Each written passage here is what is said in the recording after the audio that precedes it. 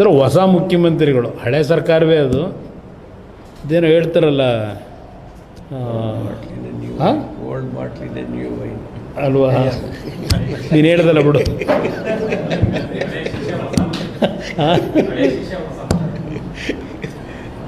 ಆ ರೀತಿ ಹೊಸ ಮುಖ್ಯಮಂತ್ರಿಗಳು ಬಂದ ಮೇಲೆ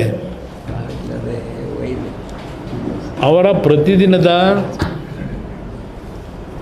ಕಾರ್ಯವೈಖರಿಗಳನ್ನು ಗಮನಿಸ್ತಾ ಇದ್ದೇವೆ.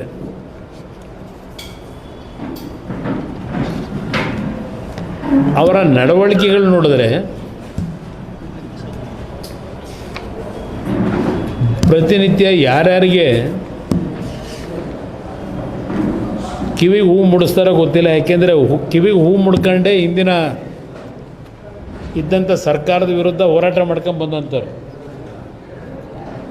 ಅವರ ಪ್ರತಿದಿನದ ಕಾರ್ಯಚಟುವಟಿಕೆಗಳು, ಹೇಳಿಕೆಗಳನ್ನು ನೋಡಿದಾಗ ಆ ಹಿಂದೆ ಹೂ ಮುಡ್ಕೊಂಡು ವಿಧಾನಸಭೆಗೆ ಭಾಗವಹಿಸಿದ್ರಲ್ಲ ಕಾಂಗ್ರೆಸ್ ನಾಯಕರುಗಳು, ಈಗ ಆ ಹೂ ಅದನ್ನು ತೆಗೆದು ಆ ಹೂವನ್ನು ಈಗ ಯಾವ್ಯಾವ ಕರ್ನಾಟಕದ ಕನ್ನಡಿಗರ ಮೇಲೆ ಹಾಕ್ಲಿಕ್ಕೆ ಹೊರಟಿದ್ದಾರೋ ಅನ್ನೋದು ನನಗೆ ಒಂದು ರೀತಿಯ ಆತಂಕ, ಅನುಮಾನವೂ ಪ್ರಾರಂಭ ಆಗ್ತಿದೆ.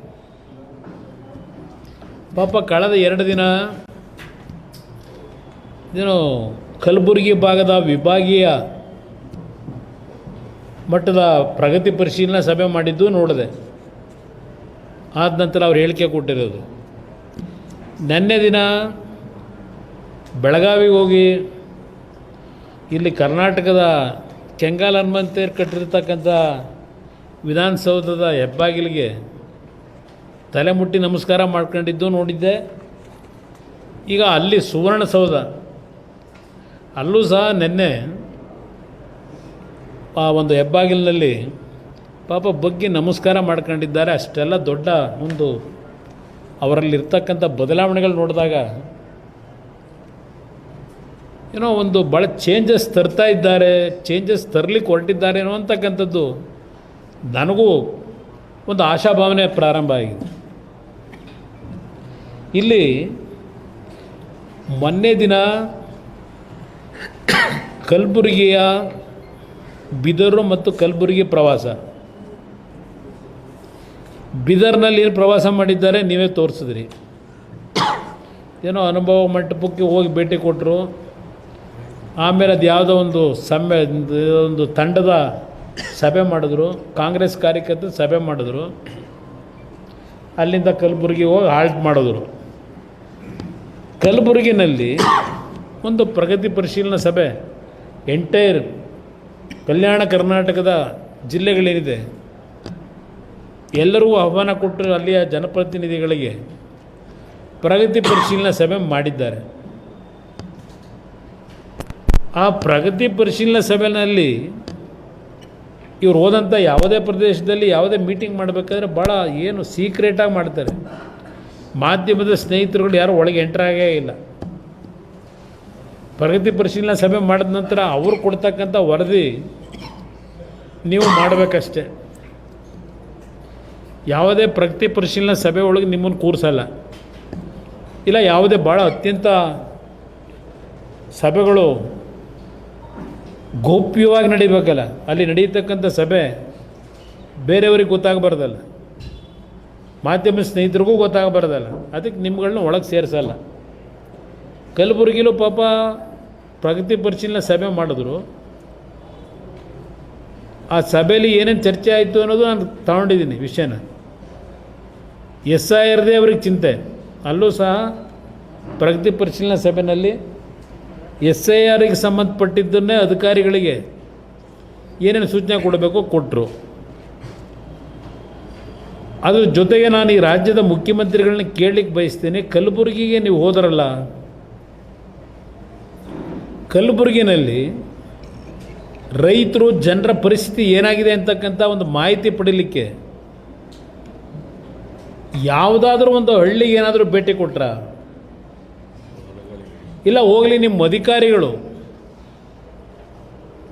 ಇವತ್ತು ಕಲಬುರಗಿ ಭಾಗದಲ್ಲಿ, ಕಲ್ಯಾಣ ಕರ್ನಾಟಕ, ಯಾದಗಿರಿ ಇರ್ಬೋದು, ರಾಯಚೂರು ಇರ್ಬೋದು, ಬಳ್ಳಾರಿ ಇರ್ಬೋದು, ಅಲ್ಲಿಯ ಜನರ ಪರಿಸ್ಥಿತಿ ಏನಿದೆ, ರೈತರದು, ಕೂಲಿ ಕಾರ್ಮಿಕರ ಪರಿಸ್ಥಿತಿ ಏನಿದೆ, ಇದನ್ನು ಏನಾದರೂ ನಿಮ್ಮ ಅಧಿಕಾರಿಗಳು ನಿಮ್ಮ ಗಮನಕ್ಕೆ ತಂದಿದ್ದಾರಾ? ತಂದಿದ್ರೆ ಅವ್ರಿಗೆ ಏನು ಸೂಚನೆ ಕೊಟ್ರಿ? ಆ ಕಾರ್ಮಿಕರು, ರೈತರು ಪ್ರತಿನಿತ್ಯ 50 ಜನ 60 ಜನ ತಂಡವಾಗಿ ಹಳ್ಳಿಗಳು ಬಿಟ್ಟು ಇಲ್ಲೆಲ್ಲೋ ದಾವಣಗೆರೆ ಕಡೆ ಅಡಿಕೆ ತೋಟದ ಕೆಲಸ ಮಾಡಲಿಕ್ಕೆ, ಚಿಕ್ಕಮಗಳೂರು ಕಡೆ ಕಾಫಿ ತೋಟದ ಕೆಲಸ ಮಾಡಲಿಕ್ಕೆ ಗುಳೆ ಹೋಗಿದ್ದಾರಲ್ಲ, ಅದರ ಬಗ್ಗೆ ಏನಾದರೂ ಸಭೆಯಲ್ಲಿ ಯಾರಾದರೂ ನಿಮ್ಮ ಗಮನಕ್ಕೆ ತಂದಿದ್ದಾರಾ? ಕೆಲವರು ರೈತರು ಬೆಳೆ ಹಾಕಿ, ತೊಗರಿ ಬೆಳೆಗೆ ಬೆಳೆ ಹಾಕ್ದಂಥದ್ದು ಬೆಳೆ ನಾಶ ಆಗಿದೆ, ಹಲವಾರು ಬೆಳೆಗಳು ನಾಶ ಆಗಿದೆ. ಅವರಿಗೆ ಊಟಕ್ಕೆ ತೊಂದರೆಯಾಗಿ ಹಣದ ಕೊರತೆಯಿಂದ, ಆರ್ಥಿಕ ಸಮಸ್ಯೆಗಳಿಂದ ಕೂಲಿ ಕೆಲಸ ಕೇಳ್ಕೊಂಡು ಬೆಳಗ್ಗೆ ಇದ್ದರೆ ಕಲಬುರಗಿಗೆ 50 ಜನ 100 ಜನ ಗುಂಪು ಒಂದು ಹಳ್ಳಿಗಳಿಂದ ಬಂದು ಕಲಬುರಗಿ ನಗರದಲ್ಲಿ ಕ್ಯಾಂಪ್ ಮಾಡ್ಕೊಂಡು ಒಂದು ಕೂಲಿ ಕೆಲಸ ಸಿಗುತ್ತಾ ಅಂತ ಹೇಳಿ ಪ್ರತಿನಿತ್ಯ ಅನುಭವಿಸ್ತಾ ಇರತಕ್ಕಂಥ ಸಮಸ್ಯೆಗಳೇನಿದೆ, ಮಾಧ್ಯಮದ ಸ್ನೇಹಿತರು ನೀವು ಬರೆದಿದ್ದೀರಿ.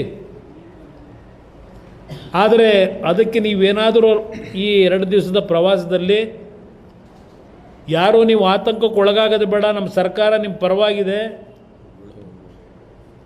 ಎಲ್ಲೂ ಗುಳೆ ಹೋಗಬೇಡಿ, ಏನಾದರೂ ನಿಮ್ಮ ಪ್ರವಾಸದಲ್ಲಿ ಜನತೆಗೆ ಏನಾದರೂ ಒಂದು ಆತ್ಮಸ್ಥೈರ್ಯ ತುಂಬ ಬಂದ್ರೆ ಮುಖ್ಯಮಂತ್ರಿಗಳನ್ನ ನಾನು ಕೇಳಲಿಕ್ಕೆ ಬಯಸ್ತೀನಿ. ಇಲ್ಲಿ ಇವತ್ತೊಂದು ಪತ್ರಿಕೆಯಲ್ಲಿ ಬರೆದಿರೋದು ನೋಡಿದೆ, as rain fails distress migration surges in Kalyana Karnataka. ಇಲ್ಲಿ ಎಲ್ಲ ಡೀಟೇಲ್ ಒಂದು ಪೇಜ್ ಬರೆದಿದ್ದಾರೆ. ಇವತ್ತೇನಲ್ಲಿ 30 ಲಕ್ಷ ಹೆಕ್ಟೇರ್ ಭೂಮಿನಲ್ಲಿ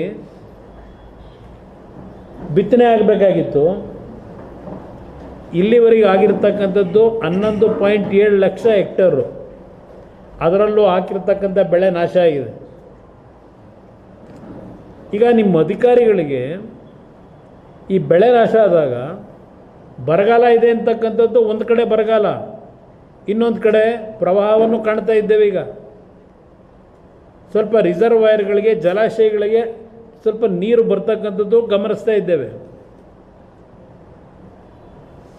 ನಿಮ್ಮ ಅಧಿಕಾರಿಗಳಿಗೆ ಇಲ್ಲಿ ಸಭೆ ಮಾಡ್ತಾರೆ, ಚೀಫ್ ಸೆಕ್ರೆಟ್ರಿನೋ ಇಲ್ಲ ಡಿಸಾಸ್ಟರ್ ಮ್ಯಾನೇಜ್ಮೆಂಟ್ನ ಸೆಕ್ರೆಟ್ರಿ, ಕೇಂದ್ರ ಸರ್ಕಾರದಿಂದಲೋ ಇಲ್ಲ ನೀವು ಮಾಡಿರ್ತಕ್ಕಂಥ 4 ಗೈಡ್ಲೈನ್ಸ್ ಇದೆಯಲ್ಲ, ಪ್ಯಾರಾಮೀಟರ್ಸು, ಬರಗಾಲ ಘೋಷಣೆ ಮಾಡಲಿಕ್ಕೆ ಇಲ್ಲ ಫ್ಲಡ್ನ ಇರ್ತಕ್ಕಂಥ ಘೋಷಣೆ ಮಾಡ್ತಕ್ಕಂಥದ್ದಕ್ಕೆ, ಅದಕ್ಕೆ ವಿಷಯಗಳನ್ನು ಸಂಗ್ರಹ ಮಾಡಿ ಎಲ್ಲೆಲ್ಲಿ ಏನೇನು ಪರಿಸ್ಥಿತಿ ಇದೆ ಅದನ್ನು ಕೇಂದ್ರ ಸರ್ಕಾರಕ್ಕೂ ಕಳಿಸ್ಬೇಕಲ್ಲ. ಅದು ಎಷ್ಟರ ಮಟ್ಟಿಗೆ ಇಲ್ಲಿವರೆಗೆ ಸ್ಥಳ ಪರಿಶೀಲನೆ ನಿಮ್ಮ ಅಧಿಕಾರಿಗಳು ಮಾಡಿದ್ದಾರೆ? ಯಾಕೆಂದರೆ ನನಗಿರ್ತಕ್ಕಂಥ ಒಂದು ಮಾಹಿತಿ, ಈ ಬರಗಾಲದ ವೀಕ್ಷಣೆ ಮಾಡಿ ಮಾಹಿತಿ ಪಡೀತಕ್ಕಂಥದ್ದಕ್ಕೆ ಇನ್ನೂ ನಮಗೆ ಆಗಸ್ಟ್ 15ನೇ ತಾರೀಕಿನವರೆಗೆ ಕಾಲಾವಕಾಶ ಇದೆ. ಇನ್ನೂ ನಾವು ಮಾನ್ಸೂನ್ ಸಂಪೂರ್ಣವಾಗಿ ಮುಗಿದಿಲ್ಲ. ಜುಲೈ 15ನೇ ತಾರೀಕಿನಿಂದ ಆಗಸ್ಟ್ 15ನೇ ತಾರೀಕುವರೆಗೂ ನಾವು ಏನಾಗ್ಬೋದು ಅದನ್ನೆಲ್ಲ ನೋಡಿ ಆಮೇಲೆ ಸ್ಥಳ ಪರಿಶೀಲನೆ ಮಾಡ್ತೀವಿ. ಈ ಒಂದು ವಾತಾವರಣದಲ್ಲಿ ಇದ್ದಾರೆ ನಿಮ್ಮ ಅಧಿಕಾರಿಗಳು. ಈ ಕ್ಷಣದವರೆಗೆ ಏನಾದರೂ, ಈಗ ನೀವೇ ಮೊದಲು ಹೇಳಿದ್ರಿ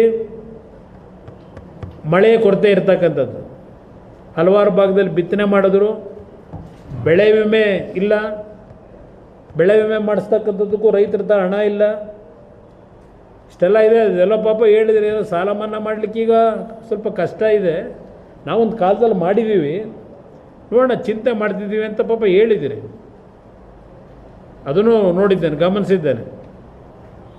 ಇಂಥ ಒಂದು ಪರಿಸ್ಥಿತಿನಲ್ಲಿ ಆ ಭಾಗದಲ್ಲಿ ಗುಳೆ ಹೋಗ್ತಾ ಇರ್ತಕ್ಕಂಥದ್ದು ಇವತ್ತೇನು ನಡೀತಾ ಇದೆ. ಇಲ್ಲಿ ಪತ್ರಿಕೆಯಲ್ಲಿ ಬರೀತಾರೆ, ಒಂದು ಹೆಣ್ಮಗಳ ಹೆಸರನ್ನೇ ಹಾಕಿ ಬರೀತಾರೆ,